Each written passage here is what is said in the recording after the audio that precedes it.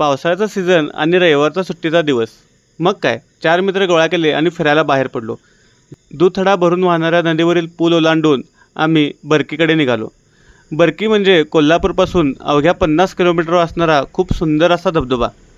कोल्हापूरमधून गगनबावडा रोडला लागल्यानंतर कळे नावाचं एक छोटे गाव आहे.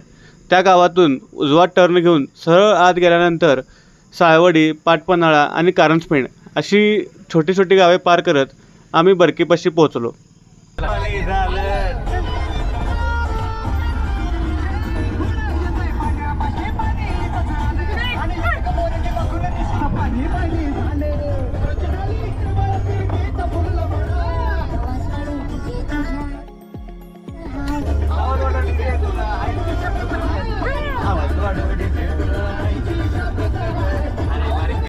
संयुक्त वन व्यवस्थापन समिती ग्रामपंचायत बर्फी यांच्या मार्फत प्रति व्यक्ती 5 रुपये तिकीट तुम्हाला या ठिकाणी आकारले जाते. 5 जण एकाला 10 रुपये म्हणजे 5 जणांचे 50 रुपये आम्हाला या ठिकाणी घेतलेले आहेत. याच्या व्यतिरिक्त तुम्हाला जर काही नाश्ता वगैरे जेवण करायचं असेल, काही तुमची ऑर्डर द्यायची असेल तर बर्फी गावातील ग्रामस्थ बरकी वर्गा बोलण्यातील चुका समजून घ्या. कोल्हापूर ते बरकी हा रस्ता वळणावळणाने भरलेला आणि खूप सुंदर होता. 1.5 ते 2 तासामध्ये आम्ही कोल्हापूरहून बरकी येथे पोहोचलो. तर मित्रांनो, आत्ता आपण बरकी येथे पोहोचलेलो आहे आणि हा पार्किंग लॉट आहे. पार्किंगला 20 ते 50 रुपये घेऊ शकतात तुमच्याकडून आणि इथे ग्रामपंचायतची एंट्री फीसुद्धा आहे 10 रुपये. तर नॉमिनल फी आहे आणि बघूया आता कसा एक्सपिरियन्स आहे आपला बरकी धबधब्याचा. तर मित्रांनो, इथून आपल्या बरकीच्या ट्रेकला सुरुवात झालेली आहे आणि अंदाजे एक अर्धा ते पाऊण तास लागतो धबधब्यापर्यंत पोचायला. खूप मस्त असं वातावरण आहे पावसाचं. पाऊस नाही आहे खरं, वातावरण खूप छान आहे. तर इथं तुम्हाला मस्त अशी कंच, स्प्रिंग रोल अशा गोष्टी खायला मिळतील. उकडलेली अंडी वगैरे सुद्धा मिळतात इथे, तर तुम्ही एन्जॉय करू शकता. तर बरकी येथे हा नवीन उपक्रमसुद्धा आहे. धबधबा पाहण्यासाठी 10 मिनिटांमध्ये बोटीतून पोहोचवतात. आपण चढत जाणार आहोत ट्रेकिंग करत करत आणि बघू शकता तुम्ही भरपूर गर्दी आहे. 2-3 पार्किंग लॉट फुल आहेत, त्यामुळे आपण खालीच गाडी लावलेली आहे. तर मित्रांनो, हा आहे बरकीचा तलाव. पावसाळ्याचे दिवस असल्यामुळे भरपूर पाणी आहे तलावाला आणि तिकडे समोर लांब दिसतोय तो बरकीचा धबधबा. कॅमेऱ्यामध्ये दिसणार नाही मे बी. आपण तिथंपर्यंत चालत जाणार आहोत. असा ट्रेकिंग रूट आहे धबधब्यापर्यंत जाण्यासाठी आणि दोन्ही बाजूला झाडी वगैरे. अजून जसं जसं आपण वर जाईल तसं तसं झाडी घनदाट होत जाईल. मस्त अशी जागा आणि तेवढंच छान इथलं वातावरण. आणि तेवढंच छान वातावरणात तेवढंच छान. इथून हा तलाव एकदम मस्त असा दिसतोय व्ह्यू आणि ती बोट तुम्ही तिकडे बघू शकता. त्या टोकावरून डायरेक्ट आपण धबधब्यापर्यंत बोटीने जाऊ शकतो. त्याचं तिकीट अंदाजे 150 ते 200 रुपयाच्या आसपास आहे. अशा ठिकाणी जे हल्लीचे कपल्स आहेत ते अशा ठिकाणी असले चाळे करत बसतात, त्यामुळे अशा ठिकाणी बदनाम झाले आहेत. आणि असं जंगलामध्ये पळून काही होणार नाही आहे. चाळे हे शेवटी चाळे असतात. आणि इथं प्री वेडिंग शूटचा अनोखा कार्यक्रम चाललेला आहे.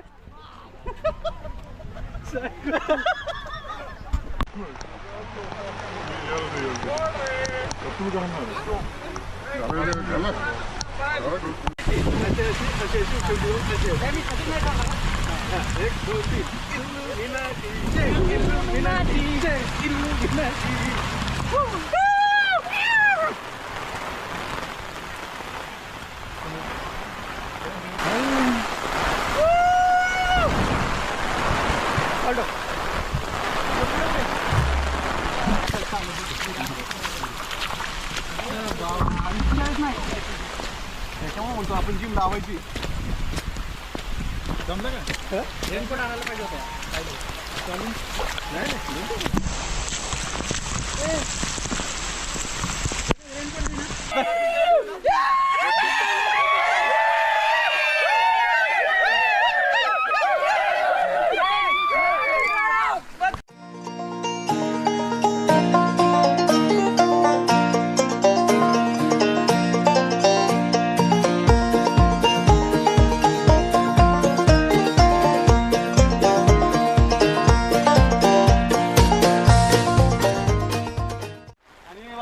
काही अश्मयुगातले प्राणी सुद्धा दगडांवर चढून पोच देताना, अक्षय कुमार पोच देताना.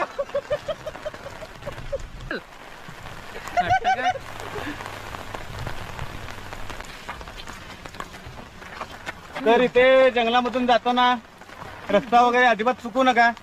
जो रस्ता आहे, ज्या रस्त्याने बाकीचे लोक जातात त्याच रस्त्याने जावा. स्वतःची लाल करू नका अजिबात. स्वतःची लाल करू नका म्हणजे जास्ती डोकं चालवू नका, नाहीतर तुम्ही रस्ता चुकला तर तुम्हाला परत आहे त्या रस्त्यावर यायला खूप वेळ लागेल. रात्री होऊ शकतो. रात्री जंगलात प्राणी असतात, जंगली प्राणी. आणि इथं वाटेत एक बंधारा आहे. त्या जर जास्त पाऊस पडला तर त्या बंधाऱ्यावरून सुद्धा पाणी वाहतं. त्यामुळे तुम्ही सहसा इथं दुपारी 3च्या आधी येऊन जावा. जास्त लेट करू नका, तुम्ही इथं अडकून जाऊ शकता.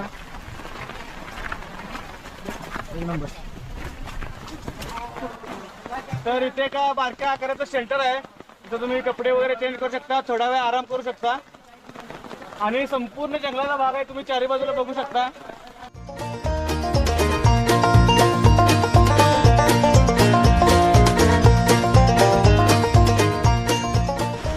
जंगलाचा झाडांचा असा हा रस्ता, आणि अशा निसर्गरम्य रस्त्यावरून आम्ही स्ट्रेट यायला जाते वाटत. तर आपल्याला बरेच लोक दिसत आहेत इथं फिरायला आलेले. सगळ्यांच्या चेहऱ्यावर आनंद आहे धबधबे बघून आल्यावर.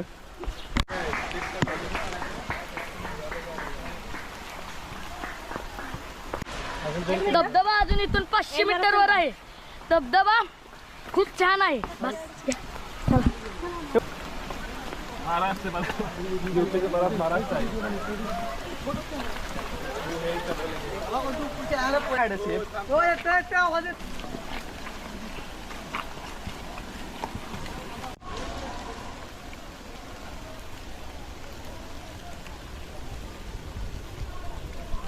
इथं अनेक असे छोटे छोटे स्पॉट आहेत, तिथे तुम्ही मस्त फोटोग्राफी वगैरे करू शकता.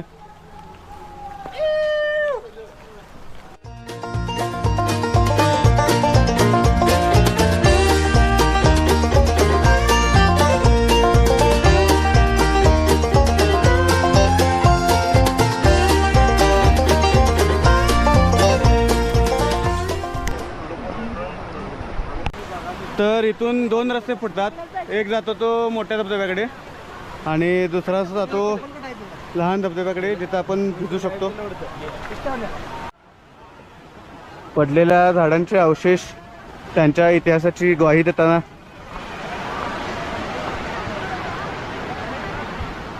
प्रत्येक गोष्टीला अंत असतो, हीच गोष्ट अशा उदाहरणांमधून स्पष्ट होत असते. तर हा आहे छोट्या धबधब्याचा स्पॉट, आणि इथं तुम्ही मस्त पाण्यामध्ये खेळू शकता, बघताय तुम्ही. आणि असा मस्त ब्रिज सुद्धा बांधलेला आहे, ज्यावर तुम्ही मस्त फोटो वगैरे काढू शकता.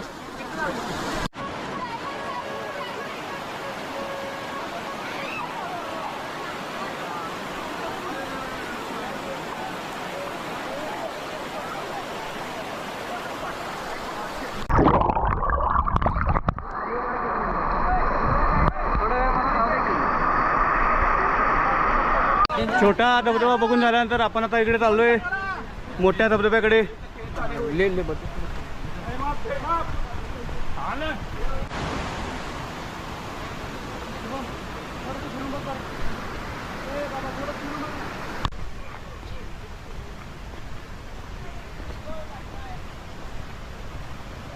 As a responsible citizen of India, I have carried this empty bottle of water throughout the trek of 3 kilometers. But the irony is, I didn't find a single dustbin. Thank you. त्याला म्हणायचं होतं की रिकाम्या बाटल्या वगैरे टाकून देऊ नका, हागायला वगैरे आलं तर पाणी घ्यायला उपयोग येतात. आणि खरंच तुम्ही जेव्हा अशा नैसर्गिक ठिकाणी येता, तुमचा कचरा अजिबात टाकू नका. इथं आम्हाला ठिकठिकाणी बाटल्या वगैरे रिकाम्या, चिप्सचे पाकिट वगैरे टाकलेला प्रकार दिसला.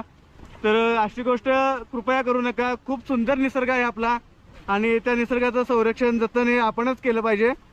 तर नक्की ह्या गोष्टीची पण काळजी घ्या.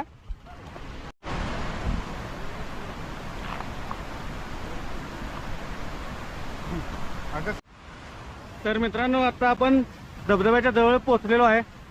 आणि तुम्ही बघू शकता धबधब्याचं फेसाळणारं पाणी. आणि 2च मिनिटांमध्ये आपण धबधब्यापाशी पोहोचणार आहोत. तर मित्रांनो, आता आपण धबधब्याच्या आणखी जवळ आलेलो आहे आणि इथून मस्त असा व्ह्यू दिसतोय धबधब्याचा. तुम्ही बघू शकता अप्रतिम असा व्ह्यू आहे इथला. चारी बाजूला जंगलामध्ये वेढलेला असं ही जागा आहे आणि काय तो धबधबा बनावा.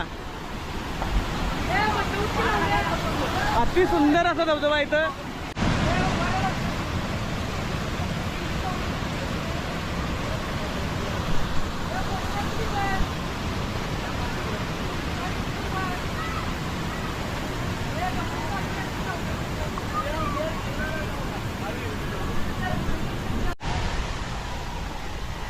तर मित्रांनो, हा आहे बरकीचा अप्रतिम असा धबधबा आणि किती पाण्याचा फ्लो आहे तुम्ही बघू शकता.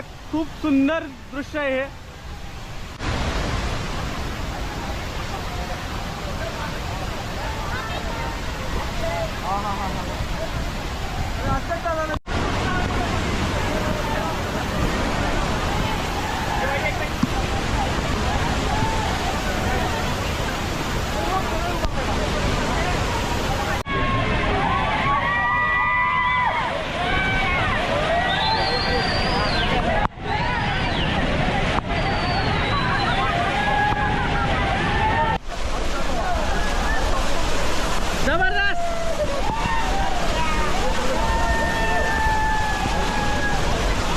तर मित्रांनो, हा होता आपला बरकी ट्रिपचा व्हिडिओ आणि आपण जेवढे कष्ट करून इथपर्यंत आलो होतो त्याच्यापेक्षा कितीतरी पटीने जास्त आनंद मिळणार आहे तुम्हाला हा धबधबा बघितल्यावर.